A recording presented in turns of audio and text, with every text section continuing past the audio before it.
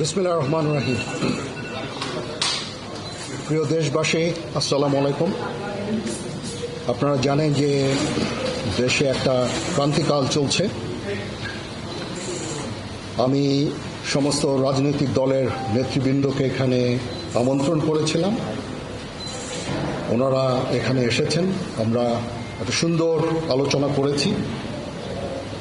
সেখানে আমরা সিদ্ধান্ত নিয়েছি যে একটা ইন্টারিম গভর্নমেন্ট আমরা ফর্ম করব এবং ইন্টারিম গভর্নমেন্টের মাধ্যমে এই দেশের সমস্ত কার্যকলাপ চলবে।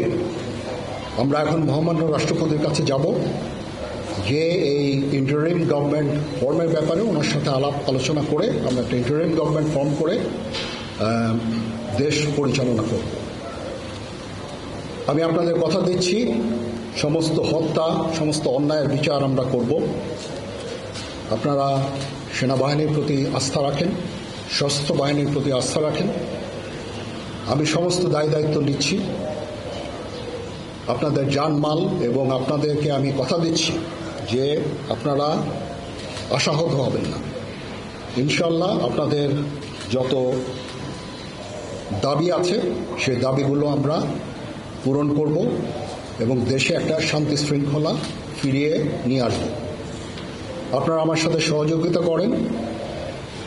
দয়া করে আর এই ভাঙচুর, হত্যা, মারামারি, সংঘর্ষ এগুলো থেকে বিরত হন।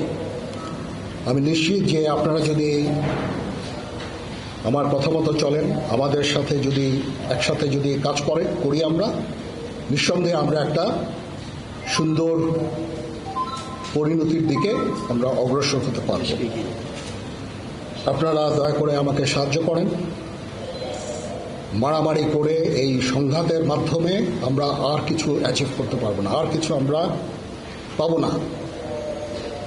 সুতরাং দয়া করে আপনারা সমস্ত ধ্বংসযজ্ঞ, সমস্ত অরাজকতা, সমস্ত সংঘর্ষ থেকে বিরত হন এবং ইনশাআল্লাহ আমরা সবাই মিলে একটা সুন্দর ভবিষ্যতের দিকে আমরা অগ্রসর হব।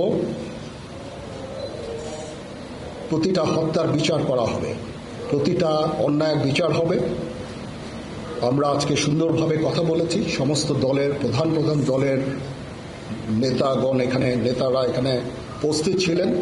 আমি ওনাদের ইনভাইট করেছিলাম এখানে। ওনারা ভেরি নাইস অফ দেম যে ওনারা এসেছেন অ্যান্ড আমরা একটা সুন্দর আলোচনা করেছি এবং এই আলোচনাটা ফলপ্রসূ হবে বলে আমি মনে করছি এবং আমরা একটা সুন্দর একটা ইন্টারিম গভর্নমেন্ট ফর্ম করে আমরা দেশ পরিচালনা করব। মাননীয় প্রধানমন্ত্রী পদত্যাগ করেছেন এবং এখন একটা ইন্টারিম গভর্নমেন্ট ফর্ম করে আমরা আমাদের কার্যক্রম পরিচালনা করব। আপনারা একটু ধৈর্য ধরেন, আমাদের কিছু সময় দেন। ইনশাআল্লাহ আমরা সবাই মিলে সমস্ত সমস্যার সমাধান করতে সক্ষম হব। আপনারা আর এই সংঘাতের পথে যাবেন না এবং শান্তি শৃঙ্খলার পথে ফেরত চলে আসেন।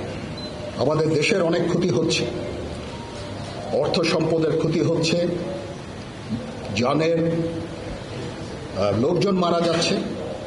তো এগুলো থেকে আপনারা বিরত হন এবং আমাদের সাহায্য করেন। আমি সমস্ত দায়িত্ব নিচ্ছি, আপনারা আমাকে সাহায্য করেন। সবাইকে ধন্যবাদ। আল্লাহ হাফেজ।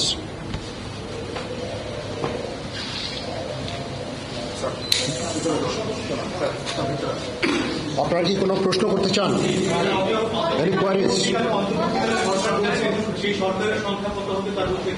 এখনো এটা এটা খুব আর্লি স্টেজ। আমরা যাব মহামান্য রাষ্ট্রপতির সাথে যে আলাপ আলোচনার মাধ্যমে এটা আমরা করব।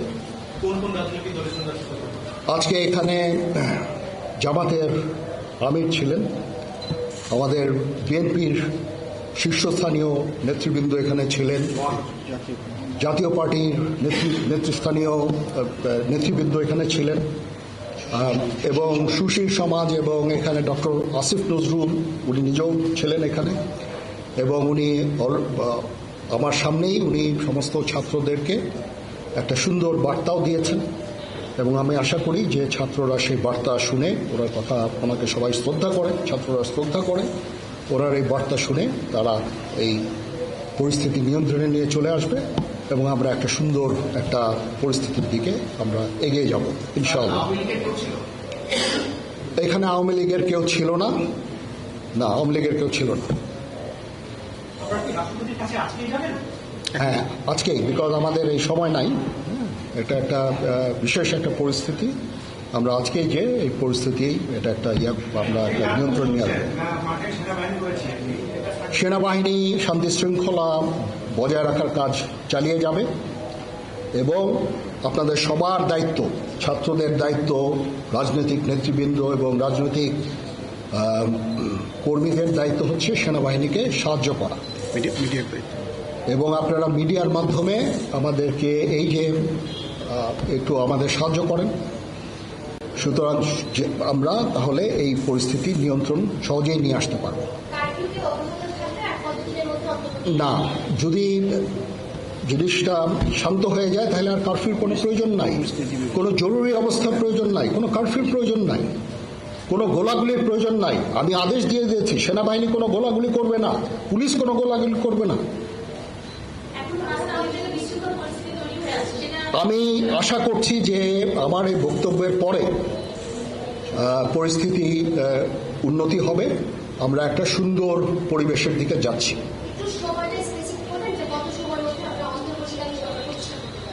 আমরা এটা না, আমি আজকে রাতের মধ্যে একটা আমরা সলিউশনে যাওয়ার চেষ্টা করবো, বাট আমাদের হয়তো 2-1 দিন সময় দিতে হবে। এটা আমরা এখনো এটা একটু আর্লি, আমরা যাচ্ছি যে আমরা কথা বলবো মহামান্য রাষ্ট্রপতির সাথে, আমরা একটা সুন্দর সলিউশনে আমরা পৌঁছাবো। শেষ করব।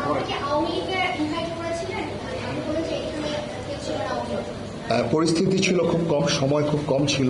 আমি যাদেরকে পেয়েছি অনেককেই আমি বলেছি, সবাই হতেন, বাট প্রধান রাজনৈতিক দলের সমস্ত নেতৃস্থানীয় নেতৃবৃন্দরা এখানে ছিলেন, তাদের সাথে আমি কথা বলেছি এবং ওনারা সবাই আমাদের এই প্রস্তাবে, এই যে আমরা যে আলোচনা করছি, সবাই এটাতে রাজি হয়েছে।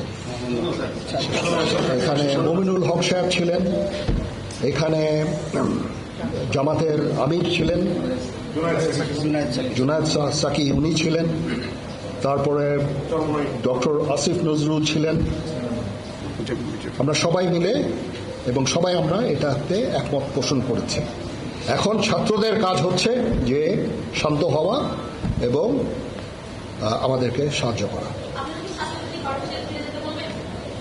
আমি তো বলছি এতক্ষণ আমার এই বক্তব্যের ছাত্রদের প্রতিনিধি বলতে আমি এখন ওনাদের কাউকে পাইনি। আমি ডক্টর আসিফ নজরুলকে রিকোয়েস্ট করেছি, যেহেতু ওনাকে ছাত্ররা শ্রদ্ধা করেন এবং উনিও একটা সুন্দর একটা ভিডিও মেসেজ উনি দিয়েছেন ছাত্রদের জন্য। আমি আশা করব যে এই ভিডিও মেসেজটাও কাজে হবে, কাজ দিবে। এইভাবে আমরা কাজ করে নেব। সবাই ভালো থাকেন, সবাইকে ধন্যবাদ।